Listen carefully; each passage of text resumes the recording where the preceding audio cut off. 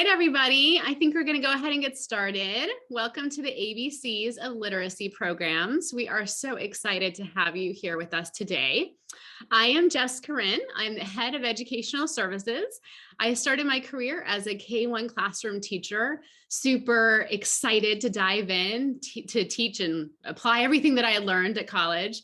And quickly realized that I didn't feel equipped to serve learners in a differentiated manner. And so I joined forces with Linda Mood-Bell Learning Processes, where I really refined the art of multisensory evidence-based implementation. I spent about 12 years with Linda Mood-Bell, and then I started a private practice.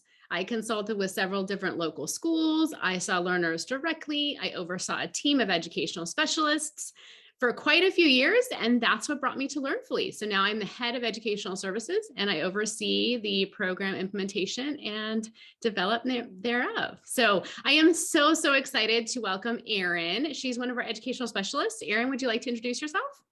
Sure. Hi, everybody. My name is Erin Luchterhand, and I am thrilled to be here. Erin is an OG certified specialist and has had many years teaching learners who learn differently, especially in the area of reading. So thank you for joining us. Happy to be here. I am excited to dive in. Okay, so this is today's agenda. We're going to start with an overview of Learnfully's mission and services. Then we'll talk about the reading process as a whole, as well as the inner component skills that fit into the equation of how a learner learns how to read. It's rather complex. And then we'll move into a program review where we'll give you just a big picture, broad stroke understanding into each of the programs that we deliver and that are research-based in our community. And then we will give some quick tips and tricks into 3 different areas so that you can have some instant grabs, some immediate takeaways, and then we'll have a little time for discussion, reflection. So if you have any questions, feel free to drop those in the chat. Of course, if we don't get to those questions because of time, we will certainly reach back out and make sure all of your questions are answered. All right, so Learnfully is a personalized platform of highly curated educational specialists who have certification and training in multisensory evidence-based instruction and a personality to fully engage our learners online and in person. We are tailored in all of our approach. We are personalized in terms of developing the underlying foundation for learning and the application thereof in core areas such as literacy, math, executive functioning, and social emotional learning. We pride ourselves on proactive communication, so we ensure that the learner is the center of our model at all times, but we also know it's just as important for the learner's village ecosystem to have proactive communication channels in place. So we communicate frequently with our caregivers and the learners, educators, and supplemental team members to make sure everybody sees the progress firsthand and that we have the opportunity to sprinkle in some techniques for consistency's sake. We're continuing to build out that content platform as well to ensure that our learners have resources to reinforce their growth in between sessions and to make sure that caregivers and educators also have access to research that can really move the needle for their learners as well. Okay, so I could talk about the reading process for hours. I will try to be as streamlined as possible, but essentially what we're looking at here are the many steps in the equation to building a reader. And so the very first layer for any emerging reader is phonological processing and phonemic awareness. And by definition, phonemic awareness is the ability to auditorily perceive the number, type, and order of sounds within a word. So if I said the word cat, your phonemic awareness would allow you to determine that that the k is the first sound and the t is the last sound and so forth, that there's 3 sounds in that word. So that's kind of the beginning stage for learners to learn how to identify sounds within a word, how to rhyme, pick up on the cadence of words, and then start being able to synthesize patterns within a word. So you learn the sounds that are associated, sounds associated to every word, and then you start learning how to correlate those sounds to symbols. And so you start pairing those 2 together to be able to blend and decode words at a very basic single syllable level, all the way up into very complex multisyllabic decoding. So you'll start with something like a 2-sound word, and then you'll evolve in your foundational skills to be able to sound out more like a 7-syllable word. So the sound to symbol correlation is extremely important. And in some programs, the focus is not entirely on how to imprint the sound that's associated to the symbol that is associated to each sound. So they might be able to identify the sounds within a word, but they can't see the letters that correspond. And if they're unable to see the letters, then it's really difficult for them to move from the phonemic awareness stage into more of the sight word and automaticity phase of reading. So phonemic isolation, blending, segmentation, these are stages within the decoding process. And you'll see below that we move into fluency once a learner has that underlying ability to imprint sight words in their mind's eye, and then apply that to reading contextually on the page. After the fluency stage, we of course want to ensure that our learners are processing the information at hand. So we have different strategies that we'll talk about shortly as to how a learner can make a movie in their mind and make connections, associations, and really be able to think critically beyond the text. And then of course, use vocabulary to gain meaning and draw connections thereof. So there's many layers to this process. And of course, each learner is at a different stage. So it's a differentiated model for that reason. So let's dive a little bit into the dual coding theory. So you know there's a lot of complexity in the reading process. We use the dual coding theory throughout our instructional implementation to ensure the learners have this underlying fundamental skill of how to imprint information. So they move from the phonemic awareness stage, but there's a bridge that might not allow them to move into that sight word reading phase. And typically it's because they're missing the ability to dually code.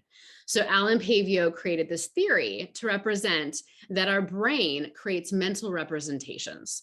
So you hear a word and your brain is able to simultaneously image not only the letters that correspond to that word, the symbol imagery or the static imagery, but also the concept that's correlated, right? So if I said the word car, for example, your brain would picture a C-A-R for car and would picture a car.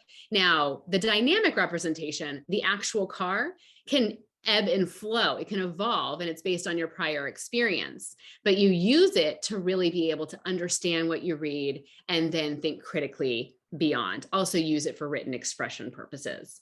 The actual static imprint is what allows you to be able to retain and retrieve sight words and spelling patterns.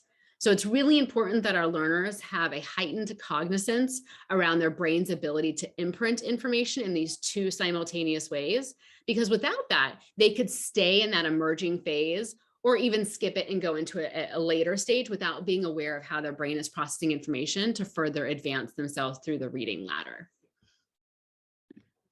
Okay, so let's take a sample learner. This is Jimmy. He is super confident, very athletic. He loves to tell jokes. He's very smart and witty and bright, but he hates reading. And so what we found is that, yes, he's an active learner. Yes, he's very confident. But when we assessed him through our assessment process, we found that he is really missing those building blocks to help him read. So every time he would approach written language, he would guess based on the first few letters in context. He would use the meaning of words that he could recognize and fill in the gaps. And for him, reading was really a chore. It was belaboring. He didn't feel comfortable with the process and would just push to the side and ignore it. He certainly loved audiobooks. He would make a movie in his mind. He had that dynamic representation. But when he was in a classroom setting, his auditory processing was also very difficult. He was unable to really focus and attend when in class. So through our assessment process, what we determined is that he would greatly benefit from one of our multisensory reading programs, such as Linda Mood Bell, Seeing Stars, Orton Gillingham, Wilson Reading System. And in that, we're able to then lay that fundamental foundation so that it's strong enough for him to stand upon when it comes time for him to apply himself to reading in context and really be able to pair the two, the auditory and visual processing, so that he can make the movie in his mind and he can then generalize into the classroom and beyond. Okay, We're going to dive into some reading programs. So, Erin, I would love if you could start us out. All of these programs are research oriented, they are multisensory, and they're used to really move the learner through the reading ladder, right? So, each phase of the reading trajectory, depending on where they start, we would start them at their present levels and build from there. But I love if you can teach us a little bit about Orton Gillingham and a couple others, and then, of course, I'll dive in. Absolutely. So let me start by saying Orton Gillingham is kind of the mother lode. Everything stems from the philosophy behind Orton Gillingham, which, like you said, is very multisensory, very strategic. It's evidence-based. So there's been a lot of research done into the reading and the science and behind reading. And so what Orton Gillingham does is it uses a very structured scope and sequence to teach specific phonemes, specific sounds within a word and within phrases and within multisyllabic words. But what I love about it is that it also teaches our students where you can expect to see the phoneme within the word. Are you going to see it at the beginning of the word? Are you going to see it at the end of the word or in the middle? So it's really focused on teaching the specifics and the why behind it. Yes, might struggle with that. And I think that's really important for to understand. If this is difficult for me, I want to understand the why, because then it's gonna make more sense to me, and I might still have to really work at learning it, but I'm gonna understand it. Also puts them in the place of being like the teacher almost and being the detective while they're reading, because they have strategies to figure it out instead of just know it with automaticity, right? So they can decode as a detective. I love that too, because it lets the student apply both to reading and spelling. Mm-hmm. So okay, how do I spell that word? How do I spell that word? It's got the oi sound. Oh, okay, but oi is in the middle of the word. Well, that's going to be oi, because OY comes at the end. Right. Like you that detective, they can really dive in. And so it builds that awareness for the student, and it builds that really specific ability to learn these details with a great degree of understanding. The other thing I love about Orton Gillingham, and then I'll dive into Wilson, is that it focuses a lot on fair reading. So we're going to evaluate accuracy within the student's ability to decode, to spell, to have comprehension from what they've already been taught. I want to make sure that my students are understanding what they have learned before I continue to teach them more. So when I ask them to read something, or when I ask them to spell or write a sentence for me, it's going to be within the scope of what they've already been taught through that direct instruction. And I'm not expecting anything beyond that from my students at that point. And that's going to allow me to really have a good understanding of what they're retaining from what we've taught. So I love the Orton Gillingham. And one more thing with that before I dive into Wilson is Orton Gillingham is a scope, and it's a strategy. There isn't necessarily a specific curriculum that is born out of Orton Gillingham. It's all kind of broad sense Orton Gillingham when you're looking at Wilson and some other curriculums. But Orton Gillingham itself, we can pull tools from it. We can use strategies, and we certainly have things that we want to do with a lot of repetition and a lot of practice to make sure that we're getting that consistency for our students. But Orton Gillingham itself is not a curriculum. It's more of a strategy. But we do a lot of the same visuals and a lot of the same auditory aspects, just to keep it really consistent. That's a differential for sure, because I know I'm spoiling the plot, but as you proceed through the list, quite a few of them do have a very regimented like overall curriculum. They do, yeah. And we have a lot of tools, and we've developed a lot of curriculum-like programs from Orton Gillingham. So it does have a lot of structure, but in and of itself, it's broad stroke, which is great. And it's consistent, which I like too. Wilson reading is born out of Orton Gillingham. So there's a lot of similarities there with the multisensory piece to it. But one thing that they do a little differently is they have a multi-tiered program. So they have everything from, wanting to be proactive to intense remediation. and different tiers in between based on ability level and grade level. So they differentiated a little bit more by grade level here. But they also work on that decoding and the spelling. They focus on reading comprehension, and they do include some proofreading skills as well when you're looking at more of those intense remediation programs. So it is a very visual, very auditory, and works on a lot of the same programs, but this one is a more specific curriculum, and they will guide through their recommendation of 3 30-minute sessions twice a week, so they're more specific for how they want to approach the presentation of material. Yeah, I have heard that quite a few schools use Wilson as well, because it is so structured for grade use that a lot of schools are able to then use it throughout their classroom in a very organic way. Yeah, absolutely. Those are the two primary ones that I am familiar with. I know you are more familiar. Yeah, I can dive into the other. So Barton Reading and Spelling System is heavily phonemic awareness and phonics based. And what I like about Barton is, again, it teaches the why behind the sounds and the placement, much like Orton Gillingham. But it also teaches both parents and educators how to implement the program. So you can go through a training. And if you're a parent like me, teacher mom, who can work directly with your learners, we know it's not always possible, please believe me. But for some, they're able to go through a training workshop, and then they're coached throughout the Barton system. They get all the materials, they can do it, it's all inclusive, you can do it at home. So a lot of people love that. One thing that is hard for Barton is they don't have a huge leap from phonics to those orthographics, which are sight words and spelling. They're working on it. They really focus heavily on decoding and teaching the sounds that correspond versus the patterns in morphology and comprehension. Lindenwood Bell has many programs, 3 of which are based in literacy development. The LIPS program is phonologically based.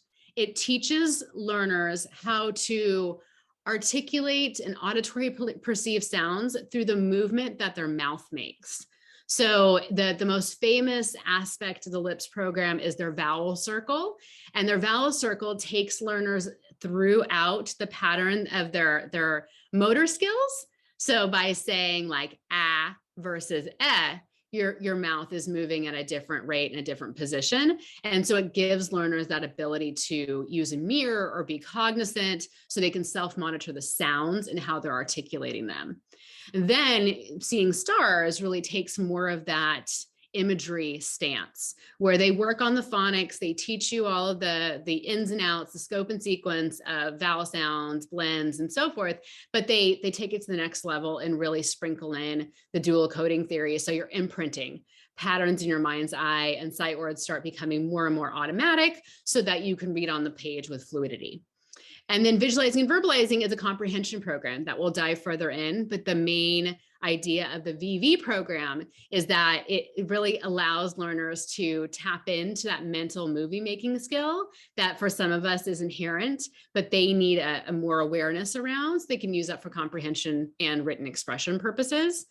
Lindenwood Bell's programs are intended to be used intensively, so they really recommend several hours a day, multiple days a week, because their learners are typically have quite a wide disparity between their potential and performance. So this is not a 3 times 30 minutes a week type program. This is every single day for a specific amount of time in order to really strengthen the behavior, but also the underlying skills so they can be back in the classroom generalizing and applying their skills as quickly as possible.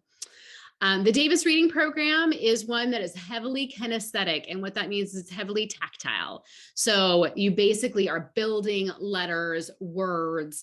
It's really, really hands-on. And so for some learners, that works extremely well when they get to the reading pattern, and we'll talk about this soon, but they use a lot of tracking tools so that the learner is still connecting to the text through a hands-on approach. So it's very, very kinesthetic. Okay. So these are the comprehension programs. We're not going to go too far into depth, but I already mentioned the VV program.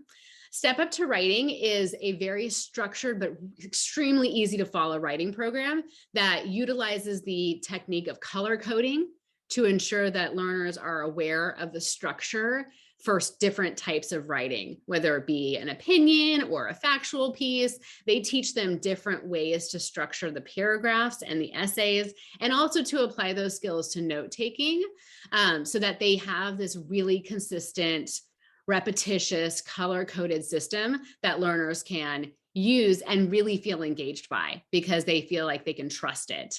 So we can talk a little bit about how to use color coding when you're teaching your learners at home as well. But I have used Step Up to Writing for quite some time, and I know quite a few teachers implement in the classroom and beyond. So it's a heavily research and multisensory based program. And then Handwriting Without Tears. Erin, would you like to dive into that one? Absolutely. So my experience with this is primarily personal. I use it with my own children. Mm. And I've heard from many occupational therapists that I work with that they love the handwriting portion of this as well. So I will say, Handwriting Without Tears, you've got the handwriting, you've got the writing. So handwriting, great for lefties, by the way. Yeah. My kiddo, he's like finally doing it. But the writing portion is great too, because it does take a developmental approach. You're going to start with the copying and the tracing. You're going to build a sentence. You're going to build a paragraph.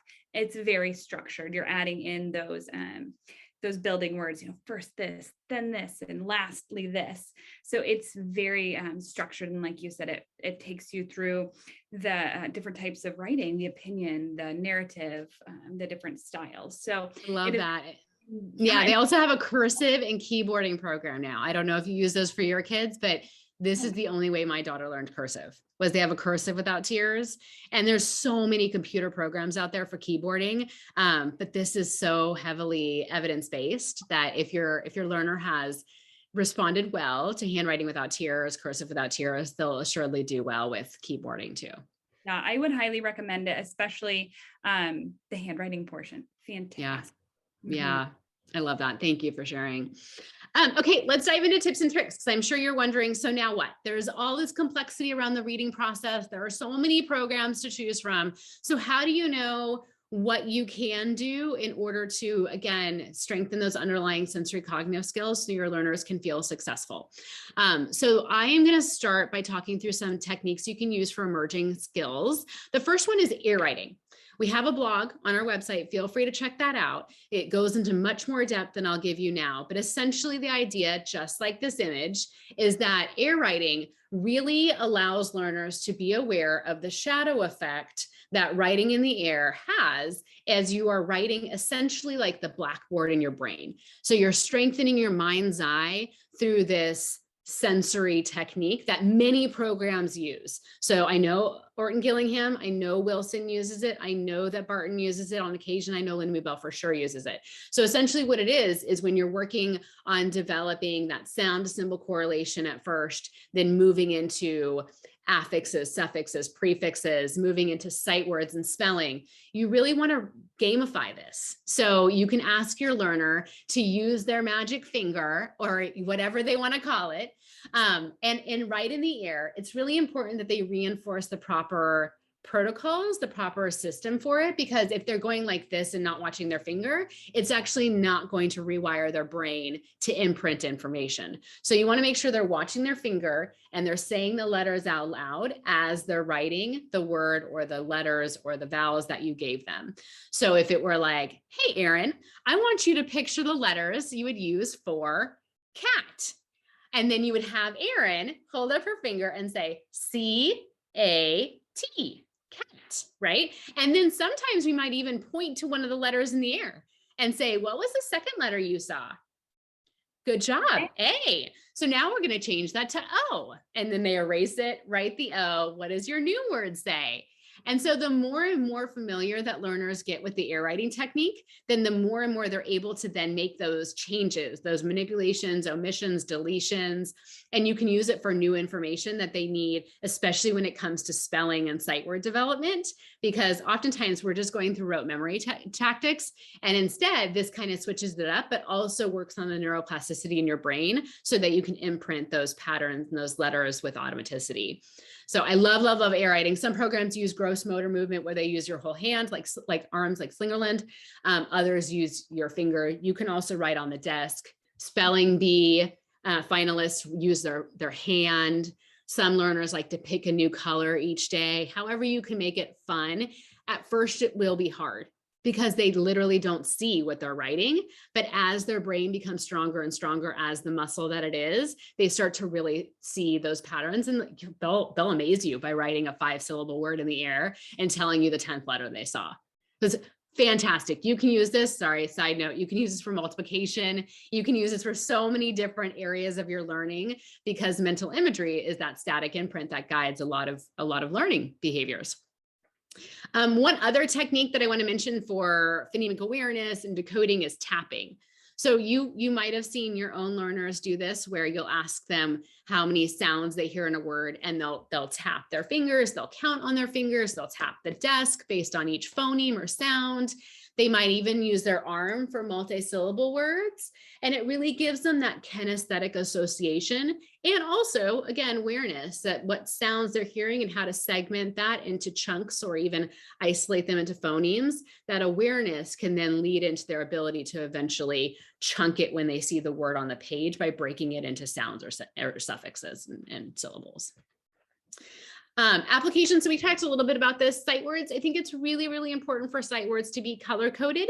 In the Orton-Gillingham program, we see great success in writing the sight words that are phonetic and that you can sound out in green, and writing those that are unfair or that you just need to know you need to imprint in red. And that sends the trigger to the learner on a 3x5 card, of course. Then once you take it away, they're able to read the word, or at least trust that a green word, they have all the tools and strategies they need to sound it out. And the red word, we're not going to belabor the act of sounding out because it doesn't play fair. So we can just give them the direct word. So I like color coding for sight words. I like making a game out of it. Tic-tac-toe. I don't know, you can play many like jumping games with sight words. And again, you can air write them because it's really important to imprint them, or they won't be able to pull it once they see that sight word on the page. Same goes for spelling. We can color code spelling words. We can use air writing. It's really important to incorporate movement for those wiggle worms like me who need to get up and have that sensory break, especially when they're doing something more challenging. So you can have them do jumping jacks as they're giving each letter as to what they would use to spell it. You can have them stand up. Whatever you need to do to get them moving is really important, because then they'll be more engaged and we'll see more success as a result of that. So air writing, tapping, and then of course sprinkling this in beyond decoding into sight words and spelling has proven successful in all of these programs.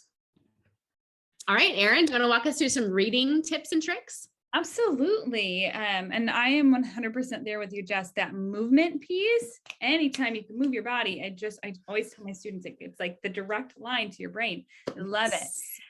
So when you are working on a reading specifically, there's some really great tools to use. And one of them that I personally love is hiding everything except the line that a student needs to read.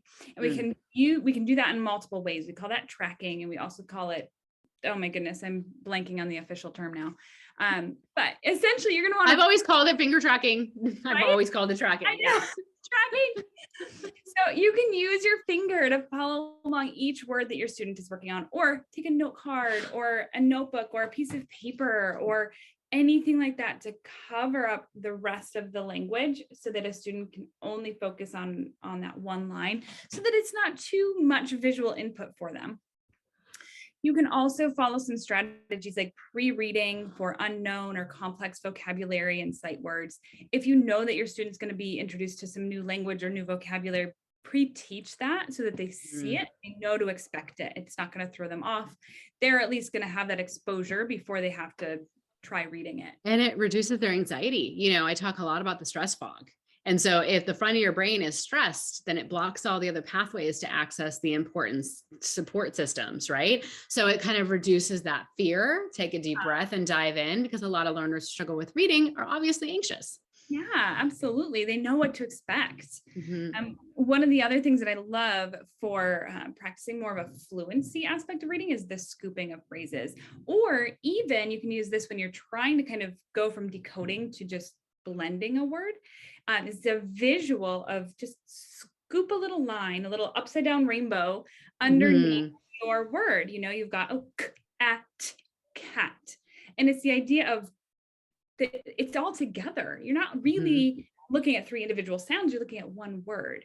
And so when you're trying to go from decoding to blending, that's a really great visual technique. And then you can also use the scooping when you're reading, because when you read, you not only do you read individual words, but you read it phrases, right? You're going to be reading the cat ran to the store, whatever it is, like you're going to kind of have that that tilt Fluidity. to your voice, that fluidity to it. So drawing those little lines underneath your phrases and doing that either as your student reads or in advance would be a great way for them to kind of have that visual of the phrases that can go together when they're reading to increase that fluency. You can also do that to tie in with that tracking. They can really go hand in hand. I love the choral reading and the modeling, especially when a student goes from decoding to a more fluent reading. They need to hear what it sounds like. It's a really great tool for either to read back and forth or to model it and then have them try to give them that understanding and expectation of, hey, this is what it's supposed to sound like. Let me try. Yeah. Versus, I think there's this, can be this, I don't want to read it to them because I want to see what they can do. And that's valid, but at the same time, we need our students to have an expectation. Also sorry to cut you off, but also to build stamina. Like my son can't read more than a full page of text at this point. So I might take like the next little paragraph and give him a breather, and then he can continue, and I expand the density and complexity that he's reading each time. But I know that he won't hit his threshold if I just give him like a 1-minute breather in between. Yes, exactly. I love it. I also love incorporating those high interest topics. If the student is interested in it, they're much more likely to read it than if it's just one page. So including things like that can make it a lot more fun. We want reading to be enjoyable for our students. The lower level readers, the picture books, story time and audiobooks, these are really great tools to just engage our students, to meet them where they are, and to continue to build that up in a developmental way. So especially if your reader is going through one of the programs we talked about, these are really great tools that we can pair at each level. Let's read where you're at, and then let's build up. Yeah. And thankfully now, I mean, when I was training initially 20 years ago, they didn't have as many resources as they have now. And I'm sure it'll continue to evolve with ed tech resources as well. But they have really engaging lower level books for those struggling readers. High Noon is a good place to look into because they have high engagement, low level texts and chapter books.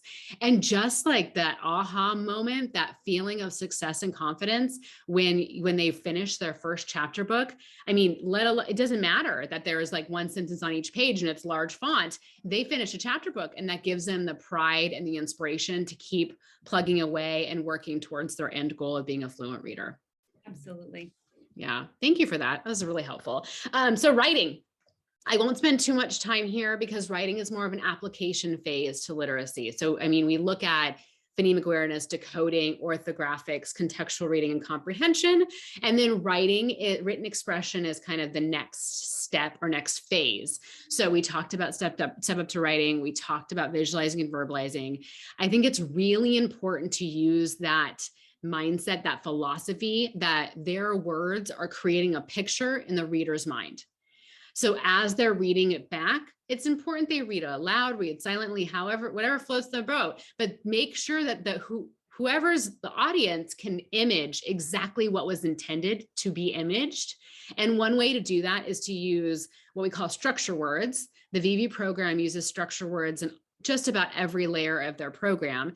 And these are just guiding principles, right? You want to make sure that you include colorful language, that you at least give the main idea and subject in every sentence, that you provide background information, that you paint the picture of what time of day it is, what shapes you see. I mean, all of these build that mental picture that serves as an anchor for their language. And so using the structure words even further along in this list as a checklist is super, super helpful. You can also sprinkle in a list of sensory words that they could use, or you could do activities where you say, okay, let's think of all the words we could use to describe different tastes or different sounds or different feels. And they can use that as a word bank.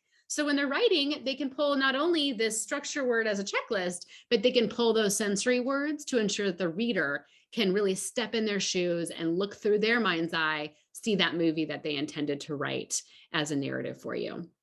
Graphic organizers, I could go off about this. There are 5 types of graphic organizers, basic types of graphic organizers.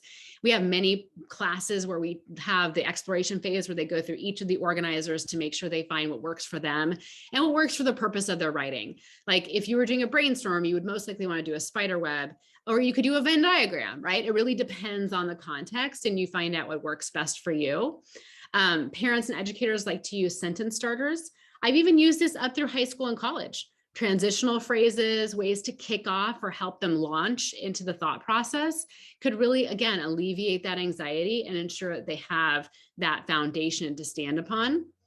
We talked about color coding, so you can always use the colors of the Step Up to Writing program, or you could use your own colors. I have many learners who like to use their own colors, and they were able to track them just fine. So whatever motivates them makes it fun.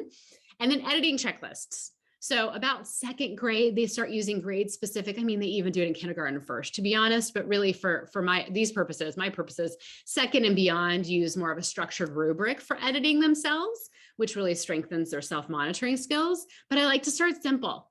Like, let's just check the capitalization, the organization, the punctuation, and spelling. Let's just start there. And then it gives them a little more of that bravado and bandwidth to handle those more lengthier, what could appear as intimidating rubrics. So start simple on all of these and then build up as your learner shows that they can handle more and more. And then of course it'll elicit the pride that we all long for. So there's so much more to say, but at least this gives you the quick and dirty. You can use color coding, use checklists, even if you're using the sentence starters, the structure words, the sensory words, and color coding is really great for visual learners. Okay, so let's talk about the first steps to potential. We get a learner who's struggling with reading. What do you do next? So at Learnfully, what we do is we start with a parent questionnaire.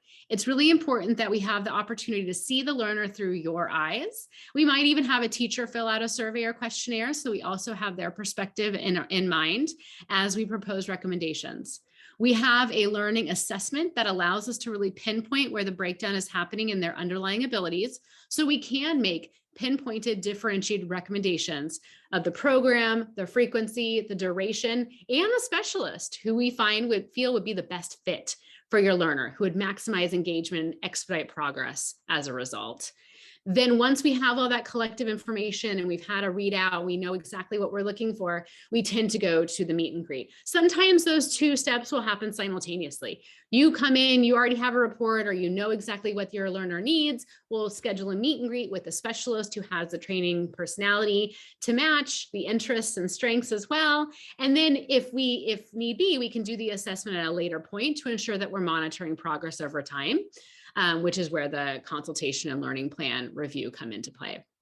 It's really important that we ensure that the match specialist has a strong connection and established rapport. So sometimes the meet and greet happens at the very beginning to ensure that one ed specialist would be the one to screen them or do an assessment, or we do that as the conversation unfolds. So all in all, we start with the parent lens, the caregiver lens, the educator lens. We move into introducing them to a specialist we think will meet their needs, and we continue to proactively communicate and monitor progress over time to ensure that our learners are maintaining the traction that we initially anticipated.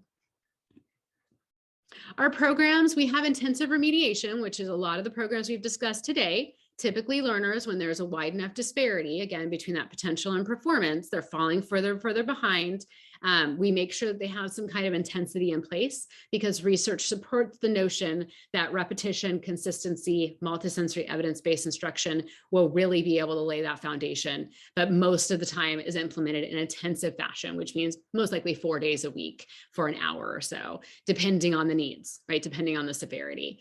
And then we also have enrichment workshops and classes where if a learner the foundation is strong and they really need to work on their application phase, they're working on writing a book report or preparing a presentation or study skills, test preparation strategies, we can do enrichment where we see them once or twice a week.